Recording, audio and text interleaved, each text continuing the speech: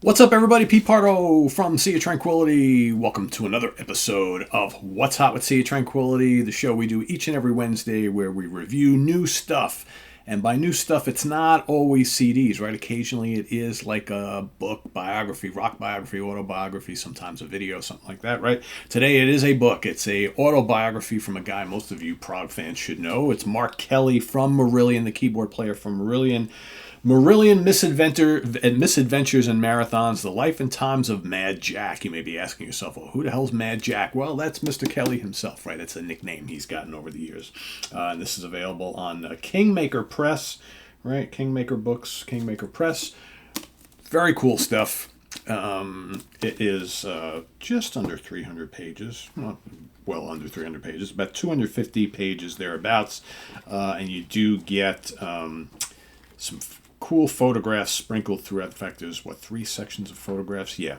And I will show you this. I'll just breeze through some of this real quick here. Let's get some cool photos. Look at that. Mark with all that hair, right? Mark had a good head of hair when he was younger. There's, of course, the guys there. There's Fish. There's lots of cool old shots of the band. There's some, for those of you, I will say right now, for those of you who are big fan, I thought this photograph was excellent. Look down the bottom. Look at that picture of Fish. Tell me that doesn't look like King Diamond right there, right? How cool is that? For those of you who are fans of the Fish era, a good chunk of this book has to do with that chunk of their history. All right, of course, there's plenty on the Hogarth era. There's Mr. Hogarth. There's H up in the top, right? So, yeah, all sorts of shots. There's Mark with Roger Dean, right? There's the two old geezers getting back together after many years. What year was that taken? 2013, Fish and Mark Kelly back together once again. So, yeah.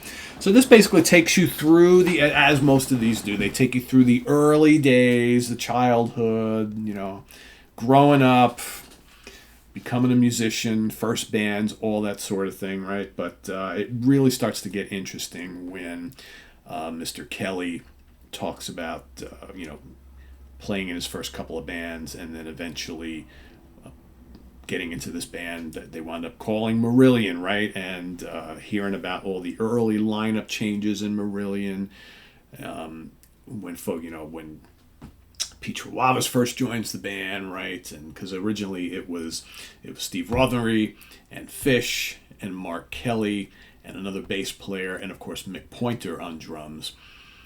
And then eventually you had there was Mark wasn't the first keyboard player actually, and this was before they were called Marillion. He wound up replacing the other guy, and and then eventually the whole story of how they basically dismissed Mick Pointer after the Script for a Jester's Tear album. You get the whole lowdown on that, and how tough that was, and then finding Ian Mosley, and all the stories of the early band. It's all here.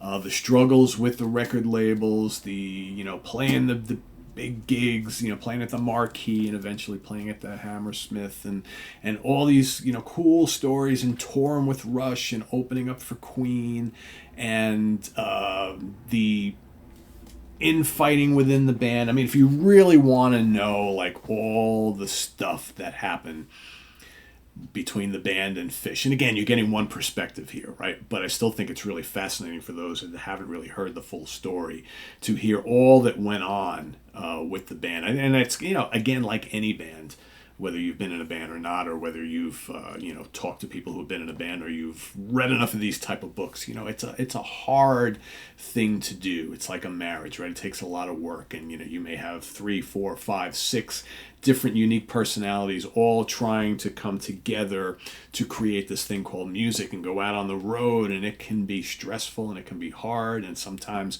certain personalities outweigh others, and that was the case with these guys where you had Fish, who was a very strong personality, and and based on what you read in here, wanting more of the lion's share of the royalties and things because he wrote the lyrics, and the problems within the band, and of course, the drugs and the alcohol and the women and all that sort of thing. You wouldn't think a band like Marillion had those things going on, but just like most of these bands, Fish is well known in his life for, obviously having some issues with alcohol and drugs for a bit, but Mark is very, very honest with talking about his, love for the drink and drugs at times, right? He talks about plenty of acid trips here, and the fact that the band were dabbling in cocaine and drinking too much at times. So it's like the Marillion were not innocent, just like most of the bands of that era weren't.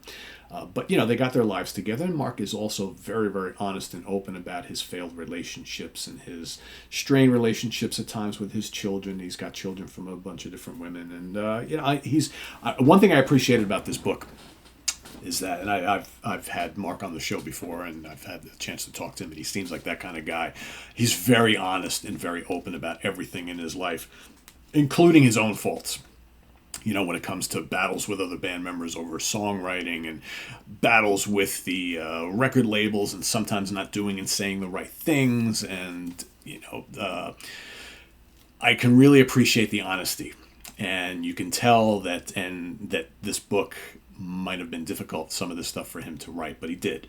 Is there any crazy tell-all stuff in here? There's some interesting things in here, but in the end, he just comes across as probably a really good guy who did lots of things that other people did, but he's made peace with himself, and hopefully he's made peace with everybody that he's come across in his life. And even towards the end, when it sounds like him and Fish, who were buddies early on, and there was a severing that happened there for many, many years, and after all the legal battles and all that kind of stuff, that they become friends again, which I think is great, because sometimes time heals those wounds, and sometimes the things that we tend to do when we're younger, the mistakes we make, the things we say, as you get older, you reflect on them and you realize it's like, it's time to kind of let it go. Sometimes you have to let things go, right?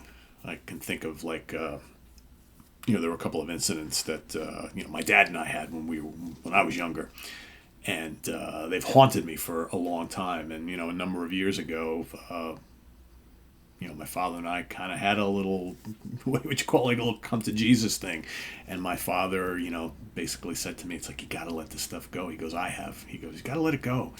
And I was having problems moving on from it, right, until we had that talk, until the emotions came out, and I understood. It's like, okay.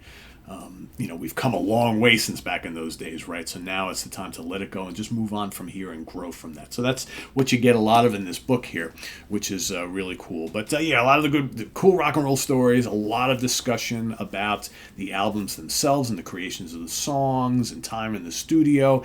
The latter part of the catalog, I think, is kind of rushed through quite a bit. It's almost like, I think, Mark really fully embrace the whole idea of that most people probably really want to hear about the old days, because it's so long ago now, and hear about what it was like to be young and in that band with that lineup with that singer, right, and everything and all that entailed. So literally, like, way more than half of the book is spent on the Fish years, and then the latter third or so kind of quickly goes through the Hogarth era and all those albums, especially like the last decade or so.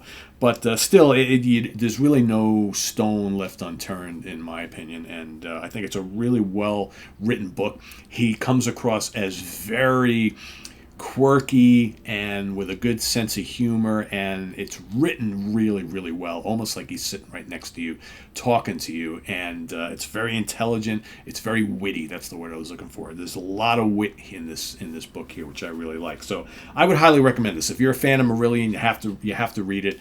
Mark Kelly, Marillion, Misadventures and Marathons, The Life and Times of Mad Jack, starring Mad Jack himself, Mark Kelly. So go check it out. Like I said, it's Kingfisher Press, and you've even got some really good words from Mr. Rick Wakeman on the back. So if Rick Wakeman supports this book, so do I, and so should you. So thanks for watching. Visit us on the web at www.seatranquility.org. We're on Facebook. We're on YouTube all together all the damn time. Please subscribe if you haven't already and click on that notification bell to get alerted of all of our content as it posts. And please do hit the like button before you leave. Also down below, we got the links to our Ko-Fi page for channel donations, our merch page where you can get all sorts of cool Sea Tranquility gear like this brand new UK Connection shirt. Look at that. Set up like a beer label. Gotta love it. And also our Cameo link is below if you want me to do a personalized video for you. And please do hit the like button before you leave. So thanks in advance for all your support, guys. And we'll see you real soon here with more stuff here on Wednesday. What's Hot with Sea Tranquility Day. Till then, I am Pete Pardo. Take care. Bye-bye.